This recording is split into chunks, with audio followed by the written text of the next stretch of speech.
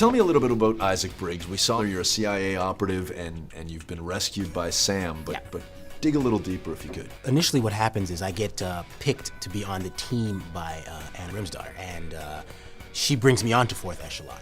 And I meet Sam literally going onto the plane, Palpatine, and we go and we're going on our mission. Basically, we're just kind of thrown together at the last second, all of us.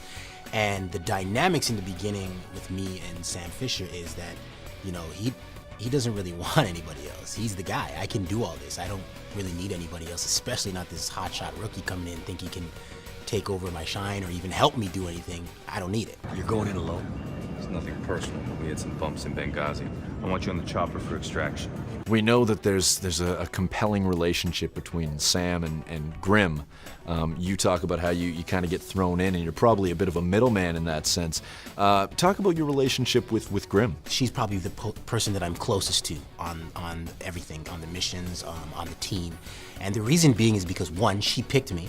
2, she stands up for me, being Sam's partner, being able to help him. And 3, we're very like-minded. The way we approach missions, we're very by the book, textbook, when Sam is very off the book, not routine, and everything is kind of on the fly. And that's not who Briggs is, which is the reason why we combat a lot.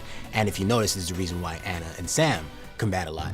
All due respect, why don't we just leave the interrogation to the CIA? You can forget the company man bullshit, Briggs. You're on our team now. Understood.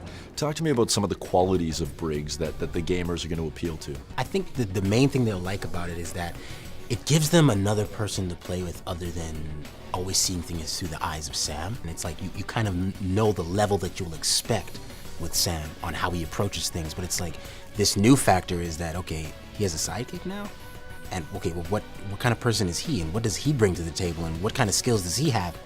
What do you think about this, the whole performance capture studio and being in the suit? And there's a lot of mime work, obviously, and playing pretend, so to speak. How does that work for you as an actor? Well, at first I was a little bit overwhelmed. It's my first time ever doing a video game, so I was like, this is amazing. And I'm a big video gamer myself, so I knew the basic idea of the whole motion capture and how that works, but I've never seen it applied. You know what I mean? It's like, you know something, but when you get behind the doors and you actually see it, and you're just like, this is absolutely freaking cool. So it's like, I was just blown away. This is like one of the rawest forms of acting. You're stripped down to your bare bones and the technology's there, but at the end of the day, you're one-on-one with the actor. That's it. So tell me a little bit, if you could, your opinion on the scope of the story, the realism that's involved with this terror plot, the Blacklist. Take us through that. It's almost kind of creepy because it's like the whole Blacklist. It's like all the things that'll basically take down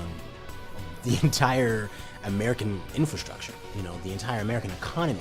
It almost kind of makes you think like, whoa, could somebody possibly even make this happen? It makes your mind go there, because it's like, if that was to really happen, how would Americans react? It's pretty creepy. A real Sam Fisher and a real Isaac Briggs.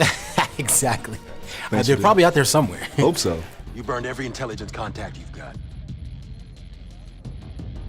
I still have you. What's that supposed to mean?